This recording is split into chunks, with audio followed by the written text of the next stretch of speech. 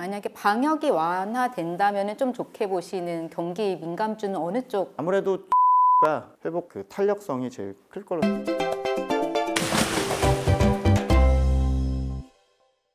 자, 시작하겠습니다.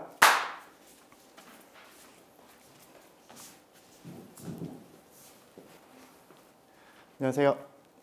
하나증권에서 중국 신흥국 투자 전략을 담당하는 김경환 애널리스트라고 합니다. 반갑습니다. 20차 공산당 대회가 열리는 주간에 모셨는데요. 이번 계기로 좀 제로 코로나 방역 정책 이거 지금 너무 이상한 것 같은데 좀 바뀌지 않을까라는 기대가 조금은 있었는데 지금 개막 연설 나오고 한 걸 보니까는 아닌가? 별로 안 변하려나? 하는 좀 얘기가 나오더라고요. 민간 경제 측면에서 많이 위축돼 있는 상황에서 많이 기대들을 하시는데 일단 당대회 직후에 뭐가 바뀔 거라고 기대하기에는 조금 어려워진 것 같고요. 지금 현재 경제와 고용 쪽의 충격, 그러니까 악재인 부분과 방역을 유지함으로써 저렇게까지 해서 체제 안정의 득이 이제는 거의 비슷해진 것 같아서 선택의 기로에 좀 놓여 있는 건 확실해 보이고, 시진핑 주석이 3년임을 하면 새로운 라인업들이 좀 구축이 돼서 첫 회의가 정치국 회의라는 회의가 있습니다. 처음 이제 살림에 대한 얘기를 하는 거는 11월 말로 예정이 돼 있기 때문에 정치국 회의 때부터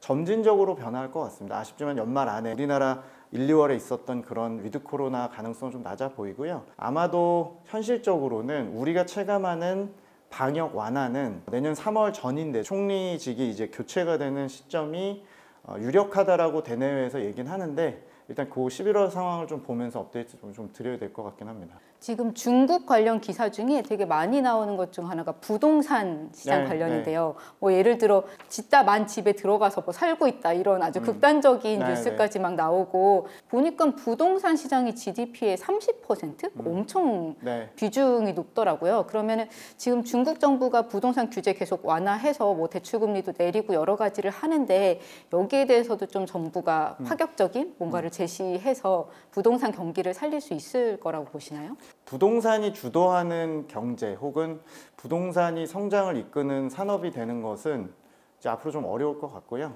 대신 이제 시장에서 걱정하시는 거는 워낙 부동산이 생각하는 것보다 경제 비중이 높고 관련된 소비나 내수 영향이 크니까 앞으로 이게 여기서 더 안 좋아져서 예전에 리먼 사태 같은 이제 이런 시스템 위험이라고 하죠. 회색 코뿔소 이런 것들이 불거지는 거에 대해서 걱정을 하시는데, 이걸 저희는 중국 정부가 의도한 버블백이냐 아니면 의도치 않게 이렇게 된 거냐라고 한다면 최근 한 4년을 놓고 보면 의도한 측면이 좀 있다고 생각을 합니다. 그러니까 부동산 버블을 아주 천천히 꺼트리기 위해서 말씀하신 그 1억 채 빈집이 있다든지에 대한 얘기는 사실 일부 팩트이기 때문에 그 헝다그룹 같은 공급자들이 만든 주택 과잉 재고와 한쪽에서 가계의 이제 버블을 동반해서 이제 규제를 했거든요.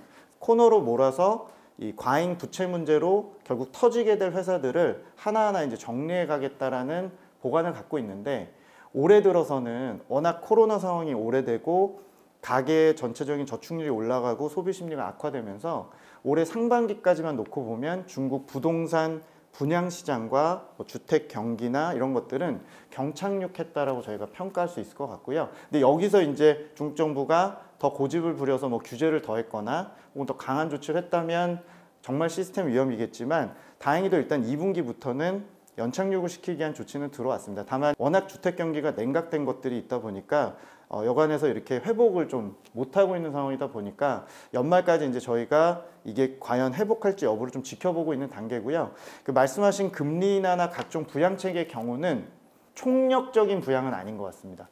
저도 이제 중국 애널리스트 오래 했기 때문에 중국이 과거 역사적으로 진짜 부동산을 살리려고 한다면 사실 해야 될 조치들이 여러 가지가 좀 있거든요. 일반적인 금융 조치나 금리 인하 외에도 행정적으로 중국은 그 인구 이동을 막는 조치가 되게 많아서 자격 여건을 제한하는 조치들이 꽤 있거든요. 근데 그거는 사실 안 풀고 있어요. 구조적인 조치가 안 바뀌다 보니 워낙 어려운 상황에서 단기적으로도 회복을 잘 못하는 상황입니다. 그래서 저희 결론은 내년까지 구조조정이 이제 어떻게 보면 헝다그룹 같은 기업들은 이제 장기적인 구조조정이 시작이 되는 단계고, 우리가 체감하는 중국의 그런 그 부동산 경기의 바닥은 어렵지만 4분기 정도에 좀 형성이 돼서 내년에 그냥 부동산 얘기가 조금 수면으로 내려갈 수 있는 가능성이 높다고 보고요. 도시화율이나 가계부채 수준이 우리나라 5년에서 7년 전 수준이기 때문에 아직은 중국 부동산이 완전히 끝났다, 버블이 붕괴돼서 일본처럼 90년대 될 거다라고는 결론을 내지는 않고 있습니다. 중국이 가계 저축률이 상당히 높다는 부분 있잖아요. 네.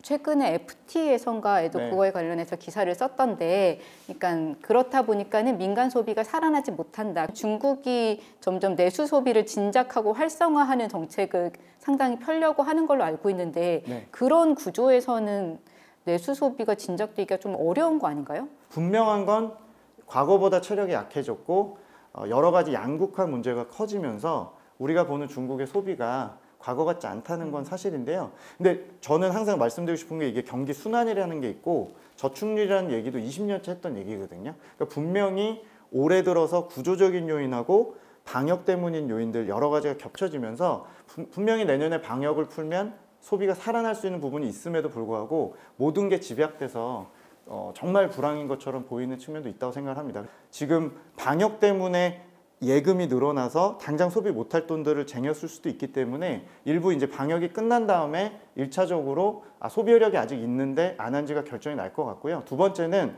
그 양극화 문제를 해소하는 방식이 만약 공동부유라면 국내 시장에서 볼 때도 조금 중국 소비를 한층 더 낮게 보셔야 될 가능성도 있습니다. 이건 구조적인 거죠. 왜냐하면 작년에 저희 중국이 사교육 규제라든지 또 각종 그 소비 업체들에 대한 규제, 또 고마진을 못 챙기게 하는 문제들이 있었기 때문에 만약에 정말 평등하게 가겠다라고 한다면 우리가 이제 시장에서 걱정하시는 게 시장 경제가 좀 무너지고 소비에 대해서도 여러 가지 좀 어렵게 보실 수 있거든요. 아직까지는 나온 답은 없고 이번에 당대에서도 공동부유에 대한 그 제시 횟수가 4차례밖에 없었거든요. 그래서 일단은 조금 신중하게 보는 상황이고 소비는 분명히 여력은 여전히 있어 보이나 과거보다 낮아져서 그렇지 실제로는 방역 문제를 조금 제거하고 본 다음에 저희가 결론을 좀 낼 수 있지 않을까 생각을 합니다. 그 공동부유 얘기하면서 사실 빅테크들 엄청나게 때렸잖아요. 그래서 네. 뭐 알리바바나 텐센트나 다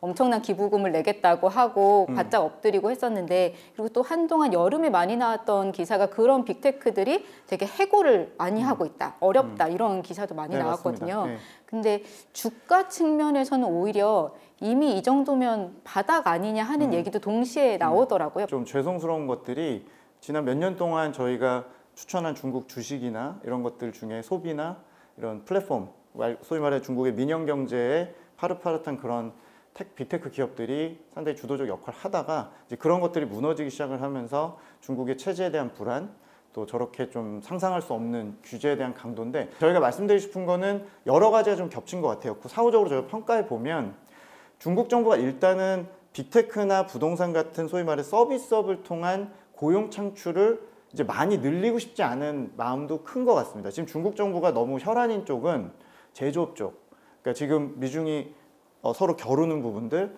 공급망 쪽에서 이제 서로 간의 길을 가고자 하는 반도체나 소재, 전기차 이런 경쟁이 더 격화되면서 독일, 한국, 대한민국, 대만처럼 제조업을 놓지 않았던 중진국들이 발전한 걸 봤기 때문에 과도할 정도로 제조업에 좀 집착을 하고, 반면에 서비스업 쪽에서 부동산과 플랫폼은 본인들 기준으로는 10년 동안 특혜를 많이 줬기 때문에 뭐 일부 좀 과격하게 걷어들인 측면도 좀 있는 것 같아요. 그래서 일단 빅테크는 지금 주가 측면에서 너무나 어려울 정도로 지금 내려와 있고, 지적하신 대로 가격적인 메리트는 어떤 우위는 생겼다고 생각을 합니다. 다만 알리바바나 텐센트 같은 빅테크 기업들이 이제 규제는 안 받지만 과연 내년, 내후년부터 돈을 얼마나 벌 수 있을지, 바뀌어진 생태계에서 과연 실적 성장이 과거처럼 나고 투자를 문어발식으로 해서 가져갈 수 있는지에 대해서는 조금 의구심이 있어서 눈높이는 많이 낮아질 것 같습니다. 역시 내년, 내후년에도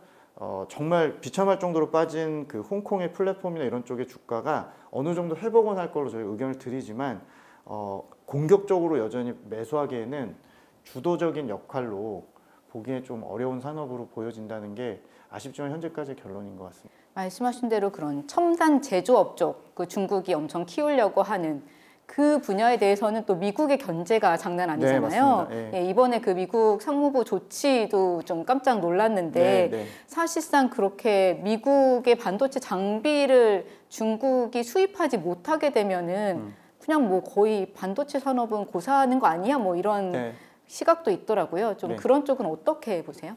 근데 뭐 중국은 지금 말씀하신 그런 반도체나 반도체 관련 소부장 쪽은 사실은 본인들 몸부림은 칠 수 있는데 어떤 뭐 반대 대응할 수 있는 방법이 없죠. 때리면 맞는 거고 7, 80년대와 90년대까지 미국이 일본을 견제했던 것처럼 어떻게 보면 중국도 결과적으로 시간이 지나고 나면 중국도 그게 결국 고부가 가치 쪽으로 가고 어떻게든 몸부림을 치면서 조금 더 고도화시키는 계기는 될 거예요. 더 급해지니까요. 하지만 그 과정에서 약간 주가들이 개별 기업들이 마치 화웨이처럼 상당히 지장을 받고 매출이나 이익 성장이 많이 제한이 돼서 결국 중국 정부가 또 한 번 또 떠먹여줘서 혹은 보조금을 주고 직접적인 지원 쪽으로 가서 그렇게 우회로로 가는 수밖에 없는 형태로 보여집니다. 그래서 아마 저희가 중국이 몸부림을 치고 범용 장비에서 엄청나게 투자는 확대할 거고 중국 정부 차원에서 아마 내년 2023년부터 반도체도 아마 대놓고 이제 중국도 보조금을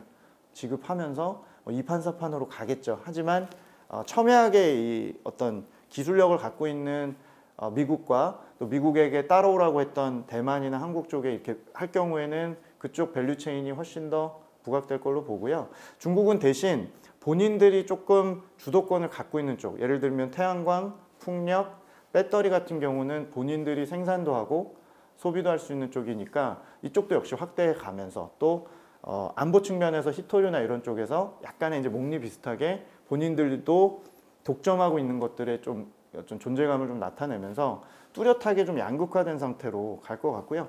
말씀하신 첨단 산업 쪽은 상당한 우회로 뭐 2년이면 갈 길을 5년씩을 걸리는 길로 갈 걸로 보여집니다. 그게 뭐 시장이 있는 국가니까 뭐 저희가 완전히 망가졌다고 보긴 좀 어렵지만 과거보다 쉽지 않은 성장을 할 거라는 거는 자명한 것 같습니다. 그 통화 정책 얘기를 해보면은 지금 환율이 위안화도 많이 약세잖아요. 7위안선 이미 깨지지 않았나요? 그런데 그렇지만은 중국은 경기 부양을 위해서 어쨌든 완화적인 통화 정책을 계속 쓰겠다는 입장이고 아마도 그렇게 할 것 같은데 다르게 보면은 전 세계가 긴축으로 가고 있는데 따로 가고 있는 상황이라서 그것 때문에 오히려 중국발 위기 가능성을 얘기하시는 분들도 있거든요. 그 단순하게 미중 금리 차가 역전이 돼서 미국은 금리 올리고 인민은행은 내리니까 무조건 자본 유출이 될 거다라고 하는 거는 조금 그거보다는 좀 복잡하게 보셔야 될 것 같은 게 왜냐하면 일단 중국이 지금 달러 대비해서는 약세지만 사실 유로와 주로 선진국 대비 또 신흥국 내에서 통화들 대비해서는 굉장히 강세를 유지를 하고 있고요. 위안화는 어떻게 보면 중국이 거의 유일한 지금 수출국 중에 흑자 기조를 유지를 하고 있고 나름대로는 지금 달러 수급이 좋거든요. 괜찮은데 문제는 중국이 방역을 강화하고 부동산을 또 의도적으로 이렇게 누르다 보니까 장기 금리가 계속 내려가고 더 금리 차가 벌어진 즉 자기네 경기 체력이 안 되다 보니까 그 환율 방어력이 많이 떨어진 상태로 보여집니다. 그래서 앞으로 만약에 내년 상반기까지 좀 길게 봤을 때 중국이 지금 했던 그 금리 인하 조치나 이런 것들이 서서히 먹혀서 중국 경기가 3분기, 4분기, 내년 1분기, 2분기에 저 예상대로 완만하게 이제 회복을 좀씩 한다면 환에 대해서는 어느 정도 이제 방어력이 생길 거로 저는 생각합니다. 그리고 중요한 거는 중국은 물가가 높은데 금리 인하를 하는 게 아니라 물가가 굉장히 낮죠. 지금 중국의 핵심 물가는 1% 이하고 전체 CPI라고 얘기하는 소비자 물가는 최근에 이제 올라서 2.8%긴 합니다만 제가 애널리스트 관점에서 보면 수요가 문제지 공급 쪽이나 인플레이션 압력이 높진 않거든요. 그러니까 다행히도 물가가 높은데 금리 인하까지 하는 상황은 아니고요. 물가가 지금 방역 때문에 못 오르고 있기 때문에 이 상황에서 금리 인하를 하는 거니까 경기만 좋아지는 조건이 된다면 위안화가 그렇게 이제 추세적으로 약세로 가고 시장에서 지금 우려하시는 것처럼 계속 나쁘게만 보이니까 자본 유출되는 환경은 조금은 그래도 막아지지 않을까라고 생각을 하고 있습니다.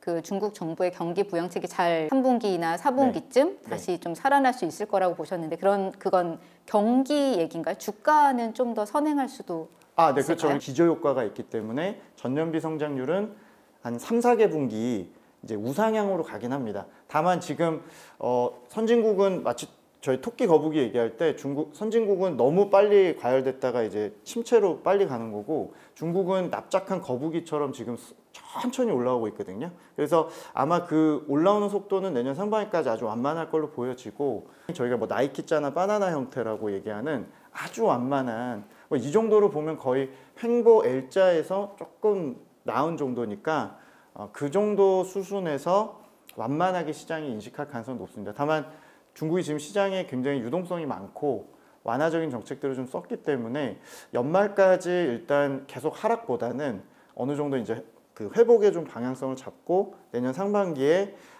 방역이나 이런 거에 대한 타이밍에 따라서 방역을 완화하면 더 경기 관련 주들이 가는 거고, 혹시 못 가면 지금 최근에 좋았던 그런 그 배터리 에너지 이런 성장주 위주로 조금 가는 장세가 아닐까 생각을 합니다. 예.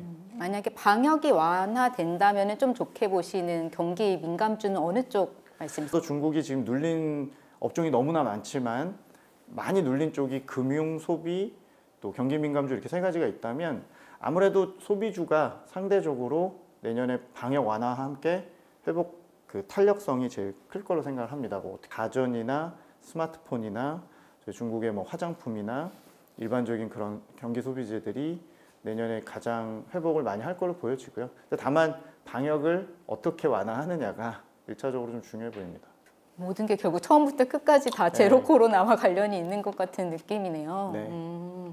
근데 그렇게 확 완전 우리나라처럼 뭐 갑자기 이제는 뭐 다 풀어 이렇게는 안 갈 거라고 보시는 거세요? 올해 하반기 들어서 이제 글로벌 오미크론이 치명률이 낮다는 게 확인이 되고 있고, 사실상 이제 독감 수준이나 감기로도 일부 보는 지역들이 있고, 우리나라도 워낙 성공적으로 했기 때문에 이제 그런 걸 보면 고용이 이렇게 나쁘고 경기가 보편적으로 지금 굉장히 어려운 상황이라면 방향성이나 당위성은 이제 결정할 때가 됐다지만 워낙 수뇌부에서 결정 사항이나 이런 것들이 잘 안 바뀌는, 고집을 좀 부리는 측면이 좀 있어서 보수적으로 보면 연말까지 확 바꾸기는 어려운 분위기인 것 같다라고 말씀드리고, 현지 교민들이나 저희 지인들과 얘기를 해봐도 그냥 너무 익숙한 채로 지금 불만도 있지만 워낙 그렇게 그냥 하라는 대로 하고 있기 때문에 아직은 뭔가 뚜렷한 증거가 없는 게 사실이다라고 보여집니다. 백신을 맞고 있으면 저희가 희망을 좀 갖게 되는데 백신에 대한 입장이 또 없습니다. 그리고 오미크론에 적용되는 mRNA 백신에 대해서 본인들 걸 쓸 건지 모더나 같은 걸 수입할 건지에 대해서도 가타부타 얘기가 없고 무조건 그 다이나믹 제로 코로나를 쓰고 있기 때문에 지속 가능해 보이지 않은데도 불구하고 하다 보니 아직까지는 저희가 명확하게 이걸 선택할 거라고 보기에 좀 어려운 상태인 것 같습니다. 뭔가 중국 애널리스트 하시기 너무 어려울 것 같으세요? 제가 커버 한 14년 한 일에 뭐 중국 데이터 원래도 좀 신뢰도 낮다고들 하시지만 그래도 그 안에서 어떤 흐름이라는 게 있었으나 올해처럼 어떤 절대적인 어떤 권력 하에서 오는 결정이나 데이터가 무의미하게 좀 돌아갔던 거는 많지는 않았던 것 같습니다. 한마디로 얘기하면 지금 중국 증시 같은 경우에는 뭐 이대로 뭐 확 맛이 가거나 하지는 않겠지만 그래도 좀 완만하게 갈 테니까 신중할 필요가 있다라고 보시는 쪽이신가요? 내년 상반기까지도 마일드 리커버리라고 얘기하는 완만한 회복일 것 같고요. 개별 주식이나 업종을 좀 보시는 전략이 이제 해외 주식 측면에서 맞을 것 같습니다. 중국이 주도하는 확실한 답이 나와 있는 배터리나 태양광이나 최근에 조정을 좀 많이 받은 그런 정책 성장주들을 추천을 드릴 예정이고요. 지수나 중국 시장을 사는 거는 전반적으로 아직 의구심들이 좀 많으신 상황이기 때문에 연간 전망에서 저희가 아주 공격적인 부분보다는 점진적인 매수 정도로 추천을 드릴 예정입니다. 저희 구독자분들에게 뭐 마지막으로 뭔가 하시고 싶은 말씀 한마디 해주신다면? 어쨌건 그 과도할 정도로 이제 부정적인 것들이 좀 주가에 많이 반영이 되면 상대적으로 완화하거나 그런 방향으로 하는 주시장이 그래도 좀 회복을 하는 경향이 있었습니다. 최근에 홍콩이나 중국 본토 증시가 뭐 동반해서 조정을 받아서 굉장히 좀 안 좋게 보실 수 있겠지만 거기에 있는 좀 우량한 기업들이나 여전히 성장하고 있는 기업들이 있기 때문에 조금 해외 주식을 하는 관점에서 보면 남들이 다 똑같이 부정적으로 생각하실 때 어느 정도 이제 개별 업종이나 종목에 대해서 조금씩 관심을 또 다시 한번 가져보시는 것도 괜찮지 않을까. 그리고 저희가 올해 또 많이 상당 부분 틀렸던 측면들이 있기 때문에 내년에 조금 더 정확하게 봐드리기 위해서 노력을 할 생각입니다. 네.